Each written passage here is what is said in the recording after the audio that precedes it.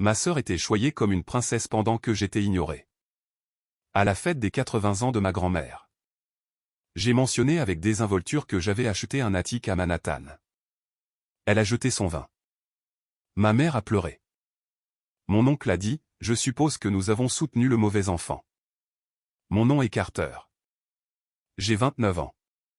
Je vis à New York maintenant. Pas n'importe où. Dans un attique avec vue sur Central Park. Des fenêtres du sol au plafond. Du marbre poli. Mon propre ascenseur privé. Mais si vous demandez à ma famille, ils me décriraient probablement encore comme le petit frère discret de Vanessa. Pas parce que je suis silencieux. Mais parce qu'ils n'ont jamais vraiment écouté. Je suppose que chaque famille a son favori. La nôtre ne faisait même pas semblant de le cacher. Vanessa est ma sœur aînée de 2 ans. Elle a toujours été l'enfant prodige. Depuis la naissance. Elle a été la première à marcher. Celle qui a eu un solo dans la comédie musicale de l'école. La fille avec la robe de bal parfaite. Et moi. J'étais l'enfant qui n'avait pas besoin de grand-chose. C'était la façon de ma mère de justifier les choses. Carter ne s'en soucie pas. Elle disait cela d'un geste de la main chaque fois que quelqu'un demandait pourquoi Vanessa recevait encore un autre cadeau. Ou pourquoi mon anniversaire n'était qu'un petit dîner à la maison. Alors que le sien était un carnaval dans l'arrière-cour avec un disque jockey loué et une sculpture de glace. C'était comme regarder quelqu'un recevoir le soleil pendant qu'on vous dit « et il y a encore la lumière des étoiles ». Cela compte aussi. N'est-ce pas? Je n'en voulais pas à Vanessa au début. Pas quand nous étions petits. Elle était juste ma grande sœur. Je trouvais qu'elle était géniale. Elle peignait ses ongles dans des couleurs bizarres. Elle mettait la musique à fond dans sa chambre. Elle m'a appris à distinguer les faux amis des vrais. Mais avec le temps, cela a changé. Elle a commencé à me traiter de la même manière que tout le monde dans notre famille. Comme si j'étais un accessoire de fond dans le film de sa vie. Souriant quand la caméra tournait. M'ignorant quand elle s'arrêtait. Ma mère s'appelle Janice. Elle n'aidait pas. Elle était obsédée par les apparences. Les cartes de vœux devaient être coordonnées en couleurs. Les publications sur les réseaux sociaux étaient organisées comme des expositions de musée. Et Vanessa. Elle était la pièce maîtresse. La future doctoresse. La beauté avec un cerveau. La fierté de la famille. Je me souviens encore de ma mère se vantant au dîner de Thanksgiving. Vanessa a été acceptée à Cornell. Admission anticipée. Puis presque comme une réflexion après coup. Elle s'est tournée vers moi et a dit, « Carter. Fais-tu toujours des trucs d'ordinateur ?» Je venais d'obtenir mon premier stage rémunéré dans une jeune entreprise de logiciels. Mais je n'ai rien dit. J'ai juste souri et passé la sauce. C'était le jeu. Rester silencieux. Rester petit. Rester à l'écart. Je suis devenu doué pour ça jusqu'à ce que je ne le sois plus. Les choses ont commencé à changer après l'université. Je me suis installé en ville. J'ai dit que je cherchais du travail. Ce qui était techniquement vrai. Mais je créais aussi des logiciels à côté. 2 ans plus tard. J'avais ma propre entreprise. Aucun prêt. Aucune aide. Juste du code. Du café et des nuits passées à corriger des défauts informatiques jusqu'à ce que mes yeux piquent. Je ne l'ai pas dit à ma famille. Pas parce que je le cachais. Mais parce qu'ils n'ont jamais vraiment demandé. Je pense que la première fois que Vanessa a remarqué que j'avais peut-être changé. C'était au dîner de retraite de mon père. C'était dans un club de campagne hors de prix. Nous étions tous entassés autour d'une longue table sous des lustres en cristal. Vanessa est arrivée avec 30 minutes de retard dans une robe blanche de créateur. Comme si elle marchait sur un tapis rouge. Pas comme si elle venait honorer l'homme qui avait payé ses frais de scolarité.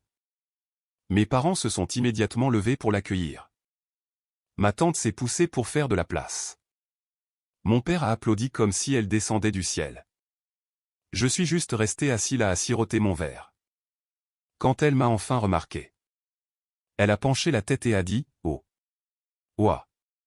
Carter. Ton visage a mûri. » J'ai souri, et ta personnalité a mûri aussi. Il y a eu un moment de silence. Puis elle a ri comme si c'était une blague. Mais j'étais sérieux. Plus tard cette nuit-là, alors que nous portions un toast à mon père, Vanessa a fait un discours. Long, fleuri, dramatique. Elle a cité Shakespeare à un moment donné. Elle l'a appelé son héros. Son roc. Tout le monde a applaudi. Puis ma mère m'a donné un coup de coude. Dit quelques mots. Mon chéri. Je me suis levé. J'ai fait court. J'ai remercié mon père de m'avoir appris à travailler dur. À rester discipliné. Et à être indépendant. Simple mais vrai. En me rasseyant. J'ai entendu Vanessa chuchoter à son petit ami, il est tellement maladroit. Et ils ont ri tous les deux. Assez fort pour que je l'entende. Assez fort pour que tout le monde fasse semblant de ne pas entendre. Cette nuit-là, j'ai marché seul jusqu'au parking. Pendant que Vanessa était entourée de parents et d'amis prenant des photos. Le fait est que j'aurais pu me permettre de partir dans une voiture de luxe avec chauffeur. J'aurais pu rentrer chez moi en hélicoptère si je l'avais voulu.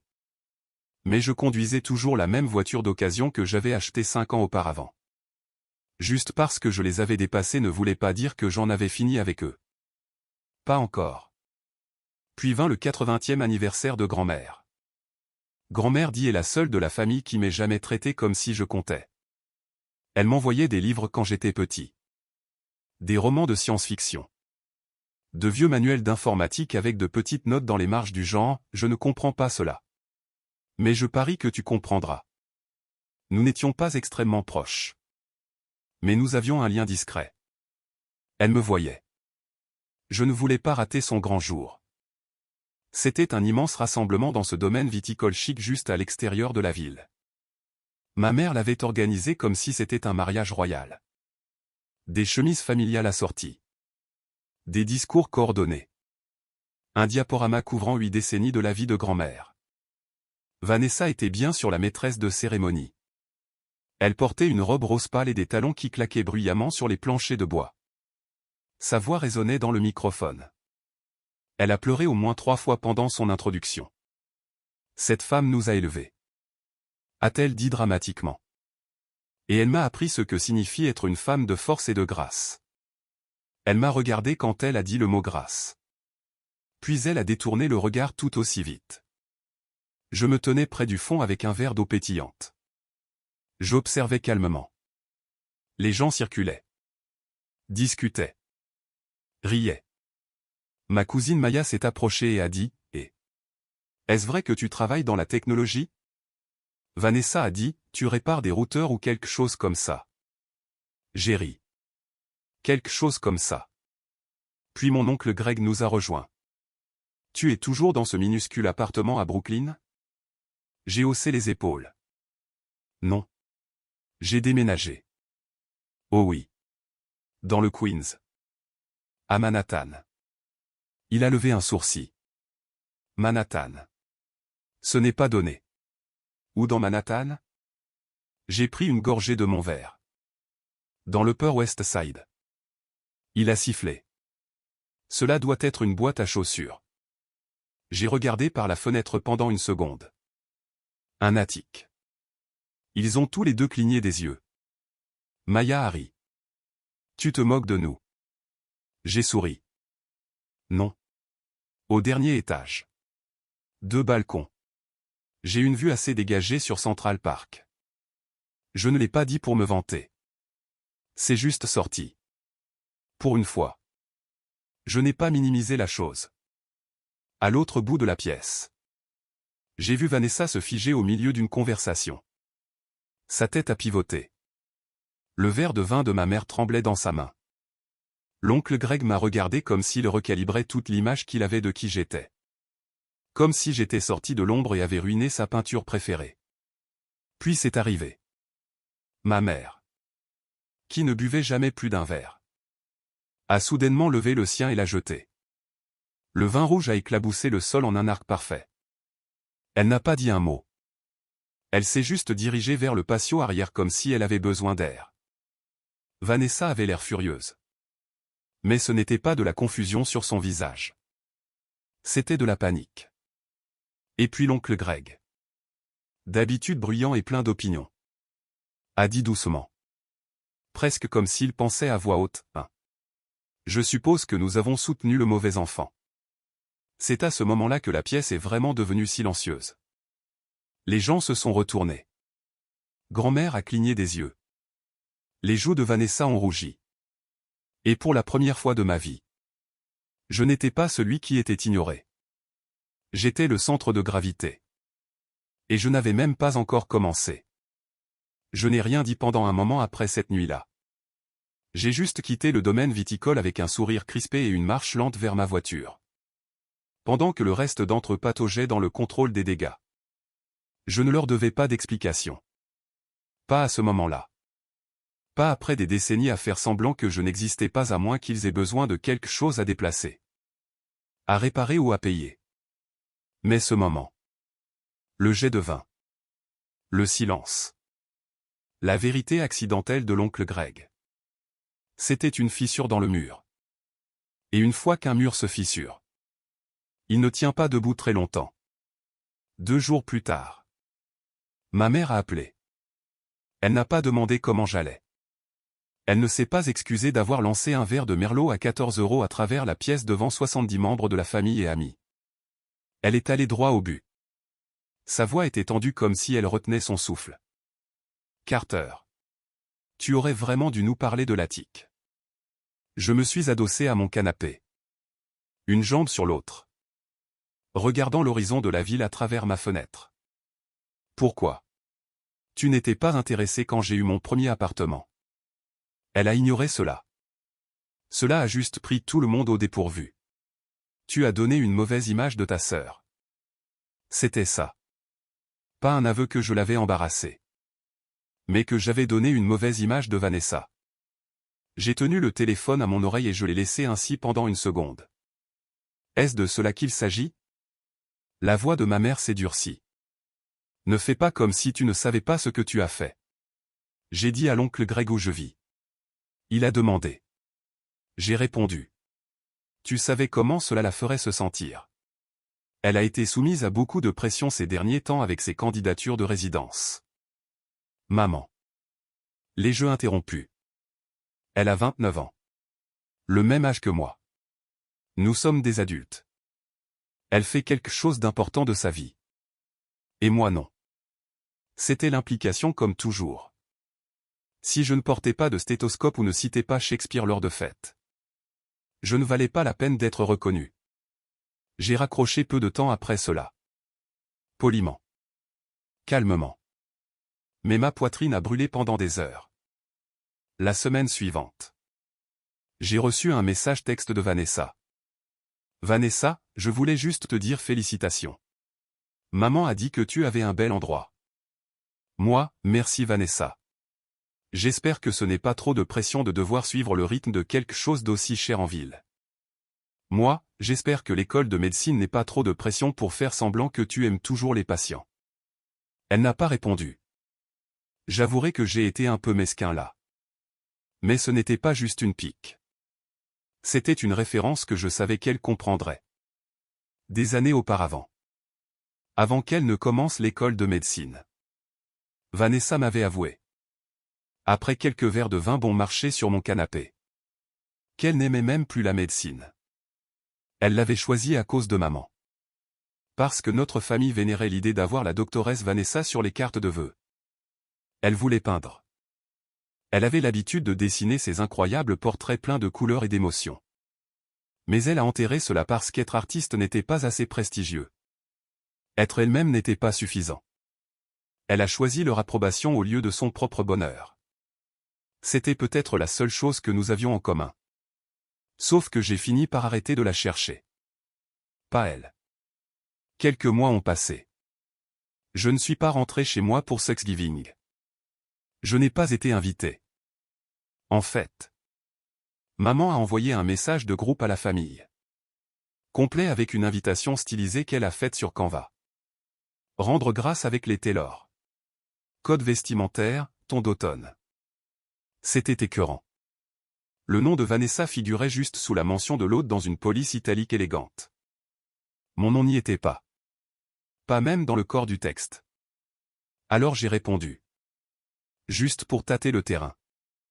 Que dois-je apporter? Aucune réponse. Pas pendant des heures. Puis finalement de ma mère. En fait, ce sera un petit rassemblement cette année. Juste la famille immédiate. La famille immédiate. Comme si j'étais un parent éloigné. J'ai fait défiler la liste du groupe. Il y avait des cousins et de grands-tantes dessus. Des gens que je n'avais pas vus depuis l'âge de 12 ans. Mais je n'étais pas invité. Pas officiellement. Pas vraiment. Vanessa n'a pas dit un mot. Et c'est là que quelque chose a changé en moi. Avant. J'avais été agacé. Blessé. C'est sûr. Mais toujours ancré. Toujours rationnel. Je m'étais dit qu'il m'ignorait toujours. C'était le modèle.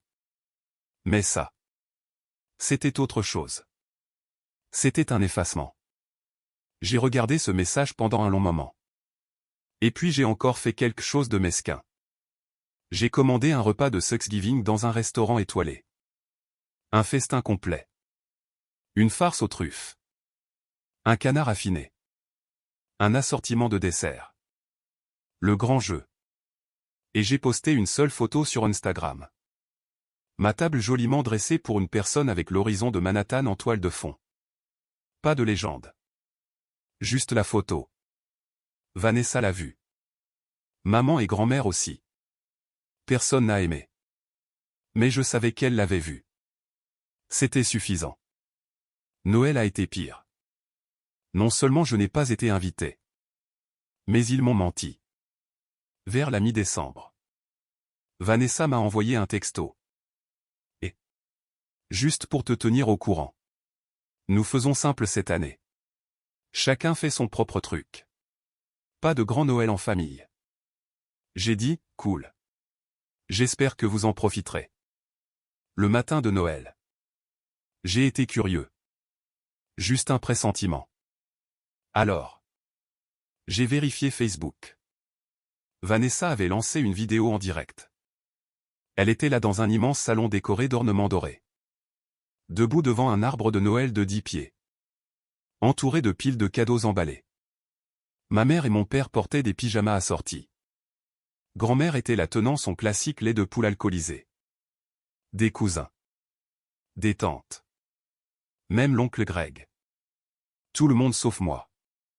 Je n'ai pas regardé toute la vidéo. Juste assez pour sentir le nœud dans mon estomac se durcir en quelque chose de pointu.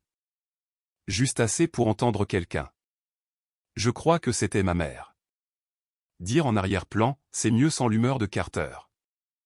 Celle-là est restée gravée. Je ne leur ai pas envoyé de message.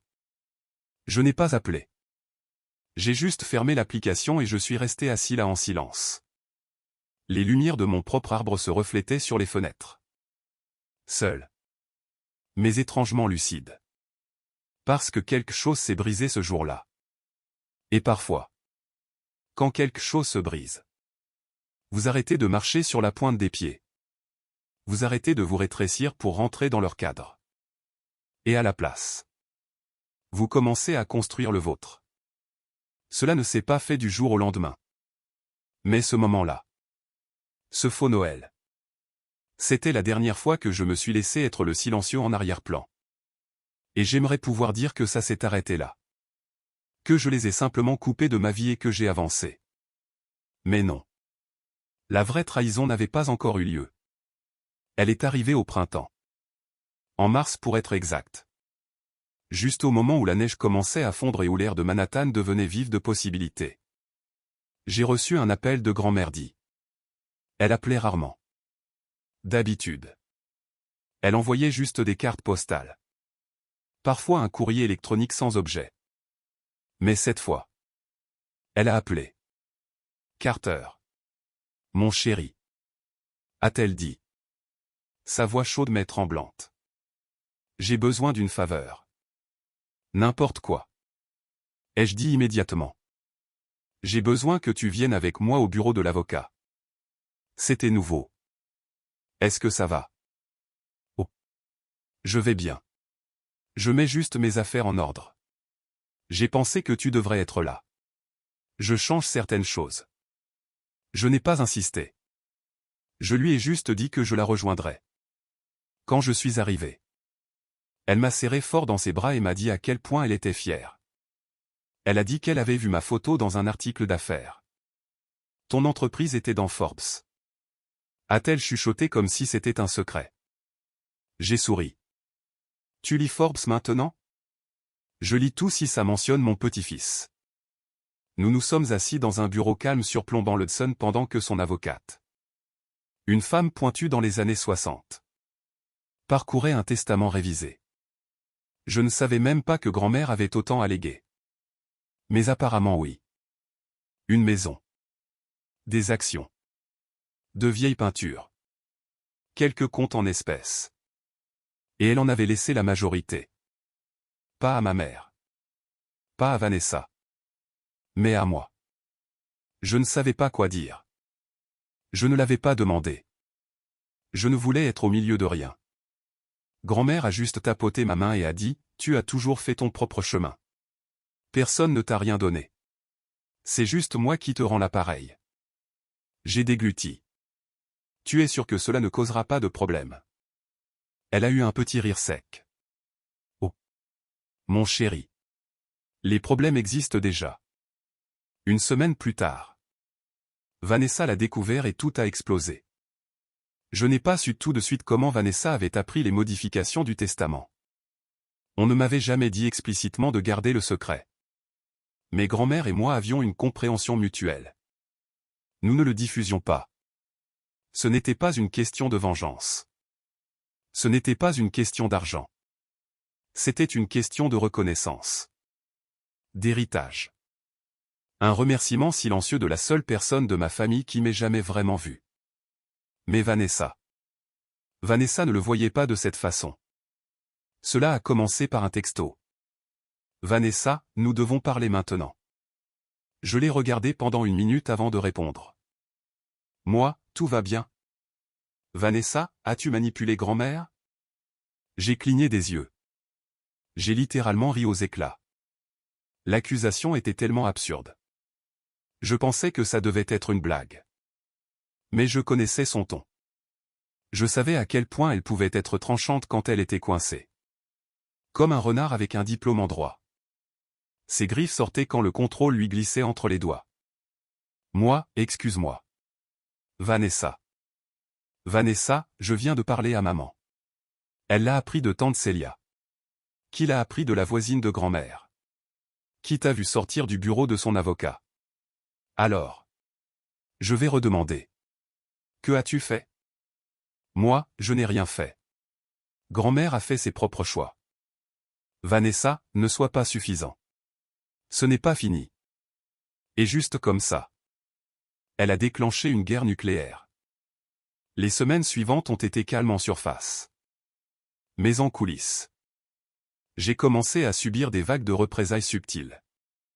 Ma mère a complètement cessé de répondre à mes textos. Pas même un pouce en l'air passif et agressif.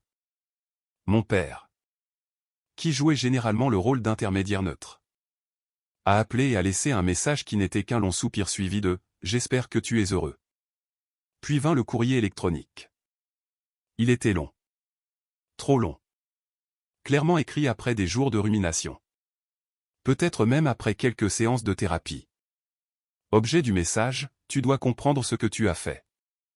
Vanessa a exposé chaque injustice perçue qu'elle avait subie. Comment elle avait porté l'héritage familial. Comment elle avait sacrifié des années de sa vie pour étudier la médecine pendant que je m'amusais avec des applications. Comment maman s'était pliée en quatre pour maintenir la paix entre nous. Et comment j'avais brisé cette paix par un seul acte égoïste. J'ai relu la ligne 3 fois. Tu as manipulé grand-mère quand elle était vulnérable. Celle-là a frappé fort. Pas parce que j'y croyais. Mais parce que j'ai réalisé qu'elle y croyait. Elle croyait vraiment que je m'étais en quelque sorte frayé un chemin dans les bonnes grâces de grand-mère. Comme un méchant de feuilleton. Que j'avais plané au-dessus d'une femme âgée en lui chuchotant du poison à l'oreille. Elle ne pouvait pas imaginer que quelqu'un dans la famille. Quelqu'un qui ne s'appelait pas Vanessa puisse être choisi simplement parce qu'il le méritait. Cela m'a brisé d'une manière étrange. De la douleur. Oui. Mais plus que cela. De la clarté. Ce fut la première fois que j'acceptais pleinement qu'elle ne me voyait pas comme une personne. Pas vraiment. Elle me voyait comme un obstacle narratif. Une note de bas de page obscure. Et maintenant j'étais sorti du rang et j'avais pris trop de place. Et la famille a suivi son exemple. Ce printemps-là fut froid. Pas seulement littéralement. New York secouait encore l'hiver. Mais émotionnellement. J'ai passé des jours sans un seul message de la maison. Personne n'a appelé pour demander comment j'allais. Pas d'invitation. Pas de texto pour dire qu'on pensait à moi. Pour la première fois de ma vie. Je n'étais pas seulement ignoré. J'étais exclu. Et oui. Cela m'a atteint plus que je ne veux l'admettre. Il y a eu des nuits où je suis juste resté assis dans mon attique. Cet endroit magnifique et ridicule dont je rêvais de devenir propriétaire depuis que j'étais un jeune de 21 ans fauché avec des chaussures réparées au ruban adhésif. Et je me sentais vide. Comme si j'avais construit cette vie. Émergé de la boue. Et planté un drapeau. Seulement pour réaliser que tout le monde s'en fichait. Pire encore. Il m'en voulait pour cela. J'ai arrêté de vérifier Instagram. J'ai arrêté de prendre les appels de numéros inconnus. Je suis entré dans ce que j'ai appelé le mode de maintenance. Se réveiller. Prendre une douche. Travailler. Aller à la salle de sport. Dormir et recommencer. Pas de joie. Juste de la survie. Le point le plus bas a été atteint fin avril. J'étais censé être conférencier invité à une conférence de jeunes entreprises. Rien d'énorme. Un événement parallèle dans un lieu de travail partagé. Mais l'organisatrice me connaissait grâce à un forum que j'avais aidé à modérer à l'époque. Et elle m'avait invité à parler de la mise à l'échelle d'une équipe de produits. J'ai dit oui. Mais ce matin-là, je me suis réveillé. J'ai regardé le miroir. Et je n'ai pas pu le faire. Je ne pouvais pas bouger. Je ne pouvais pas mettre le beau blazer ou le faux sourire ou la voix confiante que je convoquais habituellement de nulle part. À la place. J'ai envoyé un courrier électronique à l'organisatrice et j'ai inventé une excuse. J'ai dit que j'avais de la fièvre. Une intoxication alimentaire. N'importe quoi pour ne pas me présenter. Puis je me suis assis sur le sol de ma cuisine. Le dos contre le meuble. Les lumières éteintes. Pendant que la ville pulsait autour de moi. Vivante et indifférente. C'était le fond. Et à partir de là, quelque chose d'inattendu s'est produit. Je me suis brisé. Mais pas de la manière que je craignais. J'ai lâché leur voix. Les attentes. L'idée que je serais un jour assez bien pour eux ou que j'avais besoin de l'être. Cela a commencé petit. J'ai fait une longue promenade dans Central Park sans mon téléphone. Je me suis assis sur un banc pendant 1 heure et j'ai juste regardé passer des étrangers. Puis je suis entré dans une librairie et j'ai acheté un roman. De la fiction. Pas des affaires. Quelque chose sur le voyage dans le temps et les regrets. Je l'ai lu en 2 jours. J'ai recommencé à dire oui aux choses. Des choses calmes. Un café avec un vieil ami d'université qui travaillait dans la technologie à but non lucratif. Une invitation à dîner de mon voisin qui posait toujours des questions sur la vue depuis mon balcon. J'ai arrêté de faire des représentations. Je me suis juste montré tel que j'étais.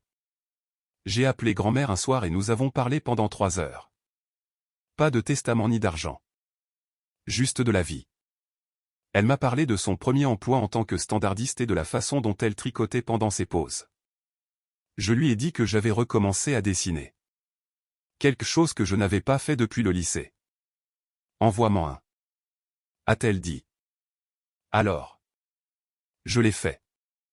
C'était brut. Un dessin au fusain de la ligne d'horizon au crépuscule. Mais elle l'a encadré. Tu as ta propre façon de voir le monde. M'a-t-elle dit. Ne laisse jamais personne t'enlever ça. Quelque chose a changé après cela. Le travail s'est amélioré. Pas parce que quelque chose a changé. Mais parce que j'ai changé. J'ai commencé à encadrer de jeunes développeurs dans notre équipe. J'ai pris fierté à les aider à trouver leur marque. J'ai arrêté de faire une obsession de la prochaine étape et j'ai commencé à apprécier celle que j'avais déjà franchie. Puis un jour, j'ai reçu un message d'une femme nommée Tara. Elle était productrice dans une jeune entreprise de documentaire. Une de ces sociétés d'histoires humaines audacieuses avec un public de niche. Elle avait vu mon nom sur une liste Forbes et avait creusé plus loin. Elle a vu les entretiens que j'avais donnés. Les bibliothèques à code source ouvert que j'avais aidé à construire. Elle voulait faire un court reportage sur moi. Le fondateur silencieux. M'a-t-elle appelé? Le gars de la technologie anti-projecteur. J'ai hésité. Une partie de moi tressaillait encore à l'idée d'être vue. Mais une autre partie. Une partie plus nouvelle et plus forte. S'est penchée en avant. Nous avons filmé pendant une semaine. Rien d'extravagant. Juste moi dans mon appartement marchant dans la ville parlant de construire des choses quand personne ne regarde. Du fait d'être invisible et de la façon dont parfois c'est là que le vrai travail se fait. C'est devenu viral. Pas du jour au lendemain. Mais lentement. La façon dont les bonnes choses grandissent. La section des commentaires était pleine de gens disant qu'ils se sentaient vus. Qu'ils s'identifiaient. Qu'eux aussi avaient été ignorés dans leur famille. Que mon histoire les faisait se sentir moins seuls. J'ai pleuré. Pas dramatiquement. Juste doucement. Assis dans le noir. L'ordinateur portable ouvert. Lisant des étrangers dire les mots que j'avais attendu toute ma vie d'entendre de ma propre famille. C'est à ce moment-là que j'ai réalisé quelque chose. Je n'avais pas besoin de leur permission pour avoir de l'importance. Je n'en ai jamais eu besoin. Mais quand même. Juste au moment où j'avais trouvé la paix. Juste au moment où j'avais cessé de me soucier de ce qu'ils pensaient. Vanessa est revenue. Et cette fois. Elle n'est pas venue seule. Elle a amené des avocats. Elle a amené des accusations. Et elle a amené une tempête que je n'avais pas vue venir. Quand Vanessa est rentrée dans ma vie. Elle n'a pas frappé. Elle a ouvert la porte à coups de pied avec des documents. Cela a commencé par une lettre d'un cabinet d'avocats dont je n'avais jamais entendu parler. L'enveloppe était épaisse et lourde avec ce logo en relief suffisant en haut. Je me souviens l'avoir tenue dans mes mains pendant un moment. Regardant simplement mon nom à l'encre noire et nette. Carter D. Taylor. Il y avait quelque chose de froid là-dedans. Définitif. Comme si quelqu'un avait pris un surligneur sur ma vie et décidé que c'était le chapitre où le méchant entre en scène. La lettre était pleine de jargon juridique. Mais l'essentiel était simple. Vanessa contestait le testament de grand-mère dit. Ses affirmations étaient que grand-mère n'était pas saine d'esprit. Que j'avais exercé une influence indue. Que je l'avais manipulée. Une femme frêle et âgée. Pour qu'elle réécrive sa succession. Je me suis assis sur mon canapé pendant un moment. Cette stupide lettre ouverte sur mes genoux. Respirant simplement. Ne pensant même pas encore. Respirant juste. Puis j'ai commencé à rire. Pas parce que c'était drôle. Mais parce que c'était exactement ce à quoi j'aurais dû m'attendre. C'était le but ultime de Vanessa. Si elle ne pouvait pas contrôler l'histoire.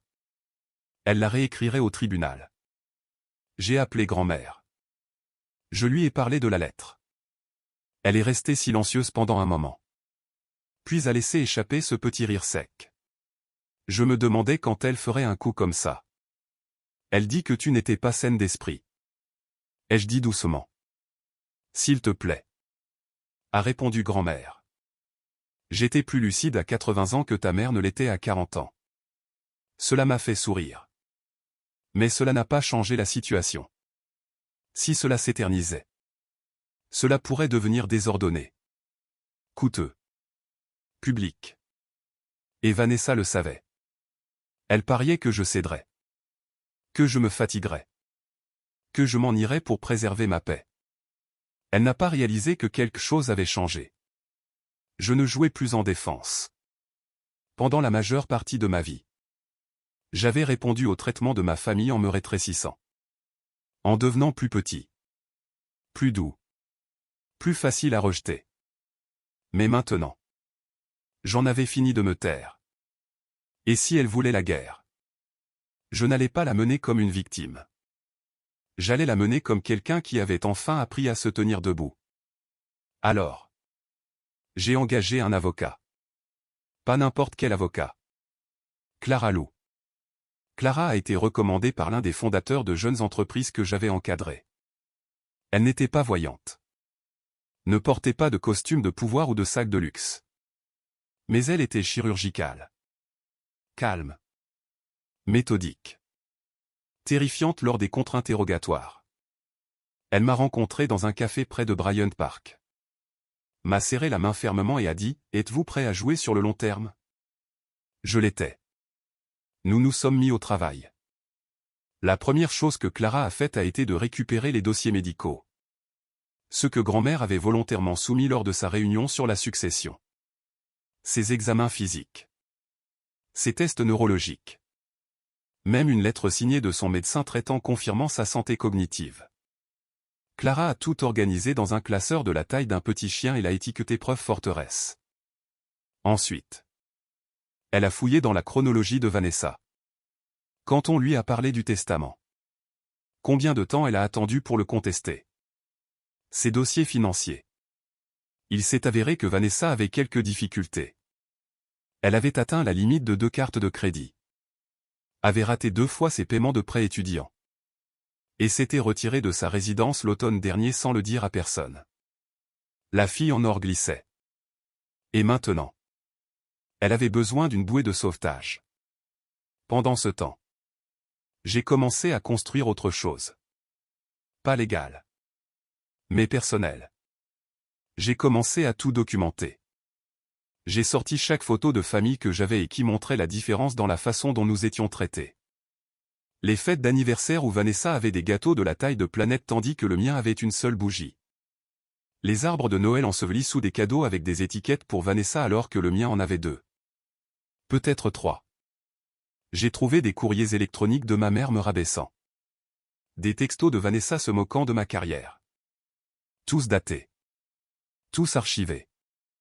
Mais la véritable préparation a commencé quand j'ai pris une décision. Si j'allais me battre, je n'allais pas seulement me protéger. J'allais tout exposer. Pas par dépit. Par clarté. Par vérité. Parce que si Vanessa était prête à réduire en cendres l'héritage de grand-mère juste pour mettre la main sur une maison et quelques actions, la moindre des choses que je pouvais faire était de m'assurer que les gens sachent quel genre de personne elle était vraiment. J'ai rappelé grand-mère. Je lui ai demandé si elle était d'accord pour que je documente l'histoire de la famille. Notre version des faits. Elle a dit, fais-le. Dis la vérité. Je suis fatigué que les gens fassent semblant. Alors, je me suis mis au travail. J'ai commencé à écrire. À enregistrer. À tout assembler comme un puzzle. Mon enfance. Le favoritisme. L'effacement. La façon dont chaque succès de ma part était traité comme un coup de chance. Tandis que chaque accomplissement mineur de Vanessa était paradé comme la seconde venue d'Einstein. J'ai parlé à d'anciens professeurs qui se souvenaient comment maman avait l'habitude d'envoyer des paniers de remerciements quand Vanessa obtenait une excellente note. Et comment j'avais un jour ramené à la maison un trophée de science et qu'on m'avait dit, c'est bien. Mais essaie de ressembler davantage à ta sœur. J'ai retrouvé mon conseiller d'orientation du lycée qui se souvenait comment ma lettre de recommandation pour l'université avait failli ne pas être envoyée. Parce que ma mère insistait sur le fait que Vanessa avait besoin d'une priorité sur l'imprimante. Un par un. J'ai cousu ensemble une courte pointe d'injustice silencieuse. Je ne savais pas exactement à quoi je l'utiliserais encore. Mais cela semblait juste. Comme aiguiser des lames et attendre le bon vent. Puis Clara a appelé. L'équipe de Vanessa demande une médiation. J'ai fait une pause. Déjà. Ils sont nerveux. A-t-elle dit. Ils essaient de trouver un compromis avant que cela ne devienne quelque chose de plus grand. Je savais ce que cela signifiait. Ils voulaient l'acheter par mon silence. Ils viendraient avec de grands mots et une fausse inquiétude. Évitons de blesser la famille. Dirait-il. Peut-être que tu gardes la maison. Elle obtient les comptes. Vous partez tous les deux. Clara est restée silencieuse pendant une seconde. Vous n'êtes pas obligé d'accepter. Nous pouvons aller au tribunal. Mais la médiation est un bon endroit pour montrer sa force. J'ai dit, réservez-la. Nous avons choisi un espace neutre. Un cabinet en plein centre-ville spécialisé dans les médiations familiales. Des murs de verre. Un éclairage doux. Pas d'horloge. Le genre d'endroit conçu pour se sentir en sécurité tout en déchirant les gens. Vanessa est entrée vêtue tout de blanc. Symbolique. Je suppose. Elle avait l'air fatiguée. Le regard vide. Mais quand elle m'a vu, elle a eu un sourire narquois comme si ce n'était qu'une autre représentation. Je n'ai pas parlé pendant la première heure.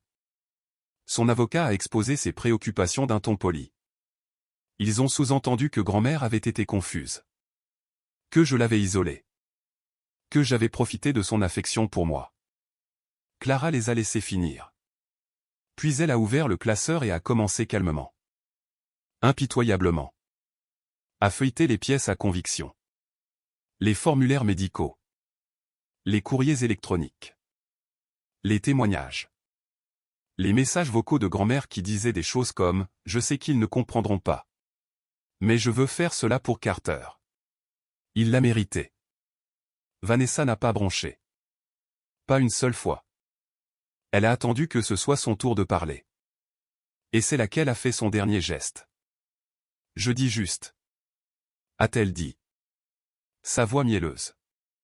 Il est intéressant que Carter soit devenu proche de grand-mère juste après qu'elle a vendu ses vieilles peintures. Celles dont nous ne savions pas qu'elles avaient de la valeur. Clara a levé un sourcil. Suggérez-vous une inconduite financière? Vanessa a haussé les épaules. Je ne sais pas. Je trouve juste que c'est intéressant. C'était sa nouvelle stratégie. Pas seulement pour me dépeindre comme manipulateur. Mais comme dangereux. Et à ce moment-là, j'ai su qu'il ne s'agissait pas de l'héritage. Il n'en avait jamais été question. C'était une question de contrôle. Elle ne supportait pas l'idée que j'ai quelque chose qu'elle n'avait pas. Pas de l'argent. Pas des biens. Mais de la dignité. Un héritage. La seule chose qu'elle avait poursuivie toute sa vie et qu'elle n'avait jamais gagnée. Cette nuit-là. Je suis rentré chez moi et j'ai ouvert mon ordinateur portable. J'ai pris toutes les histoires. Les courriers électroniques. Les preuves. Les enregistrements. Et j'ai commencé à construire une histoire. Pas seulement pour le tribunal. Mais pour le monde. Je l'ai appelé l'autre fils. Que se passe-t-il quand le silencieux parle? Je ne l'ai pas posté. Pas encore. J'attendais toujours la dernière pièce. Parce que j'avais trouvé autre chose. Quelque chose dans l'unité de stockage de grand-mère qu'elle avait oubliée. Quelque chose d'il y a des années. Et quand j'ai ouvert la boîte et vu ce que c'était, tout a changé. Tout. La boîte était étiquetée 1978 à 2004. Personnel.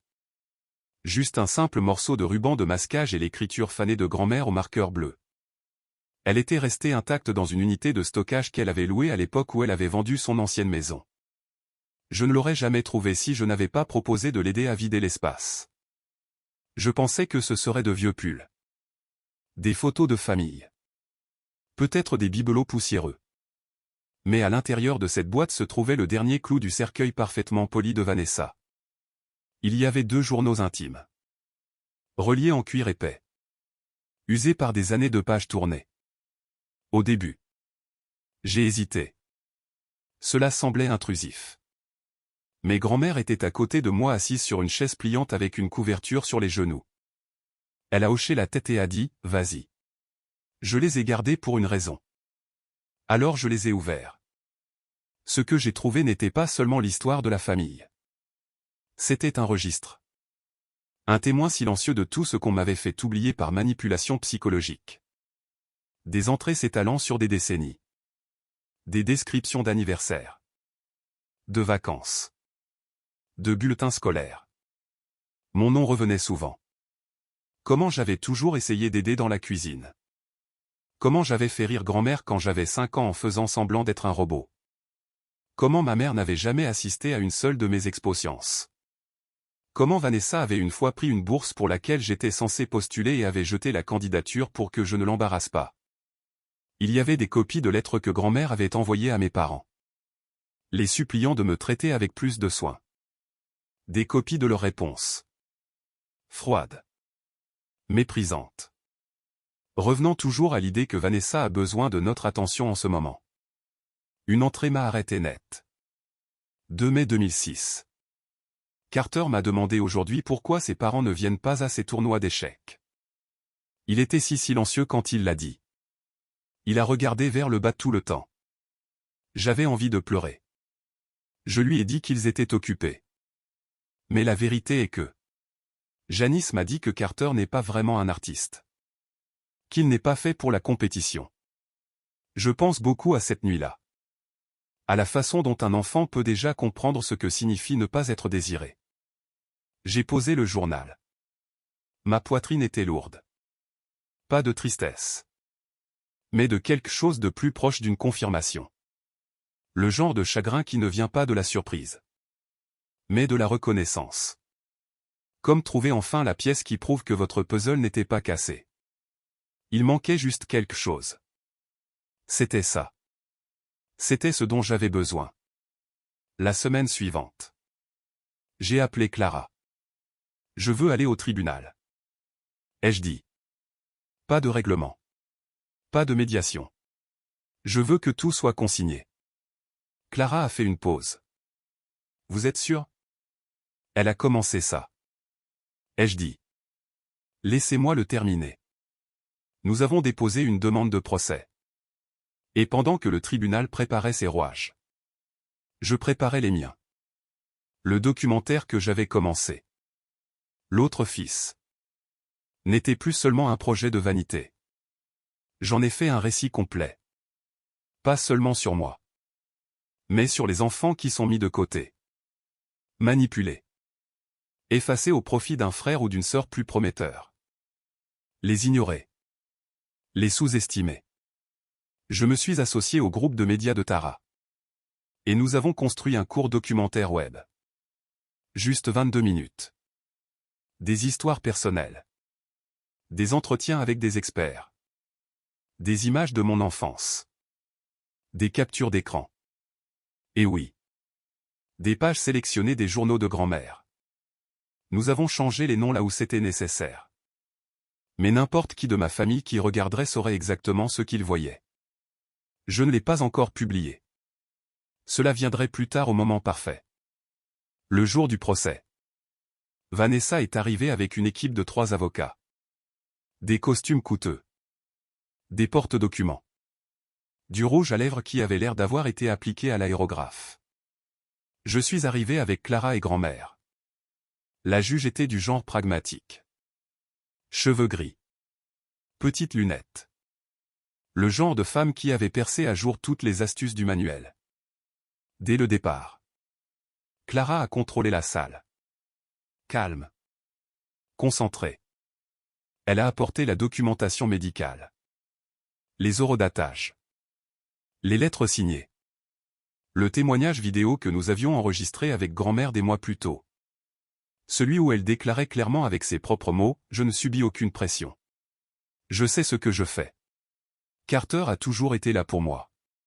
C'est mon choix. » Puis l'équipe de Vanessa a commencé à chercher des failles. Ils ont évoqué mon intérêt soudain pour la famille.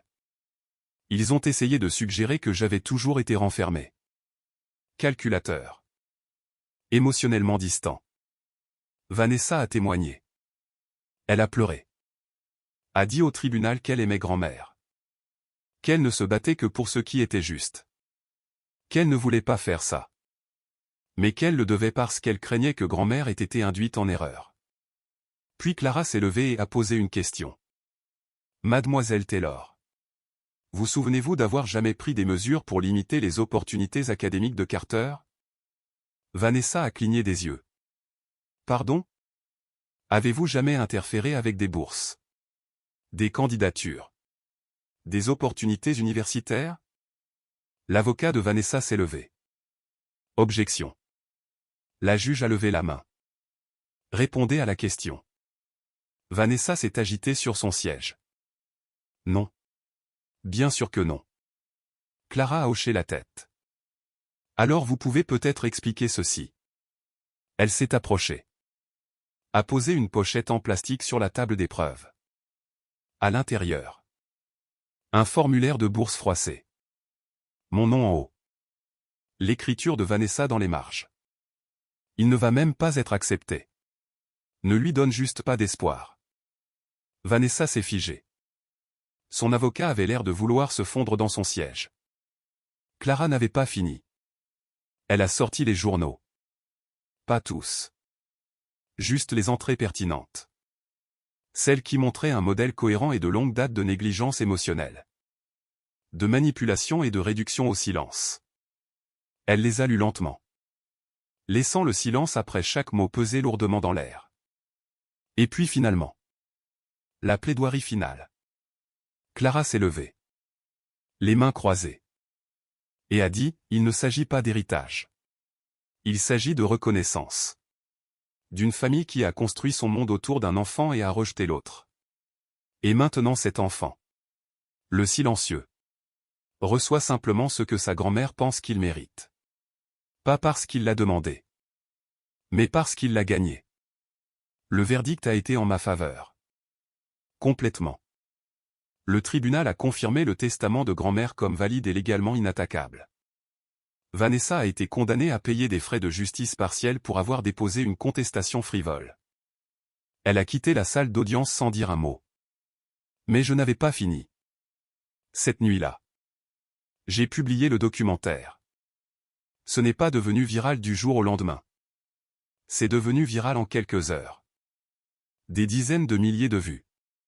Puis des centaines de milliers. Puis des entretiens nationaux. Des gens m'ont contacté de partout. Des enfants adultes. Des thérapeutes. Des journalistes me remerciant d'avoir mis des mots sur quelque chose d'aussi invisible. Certains ont même reconnu mon histoire comme étant la leur. J'ai reçu des milliers de messages. Certains longs. D'autres juste de 2 mots. Merci. Les retombées pour Vanessa ont été immédiates.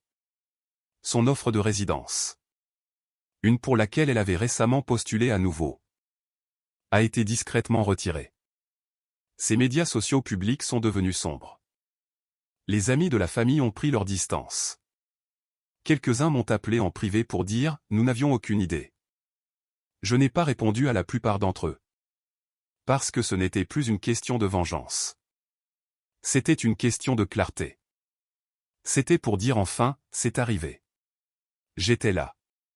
J'avais de l'importance. Maman a fini par appeler.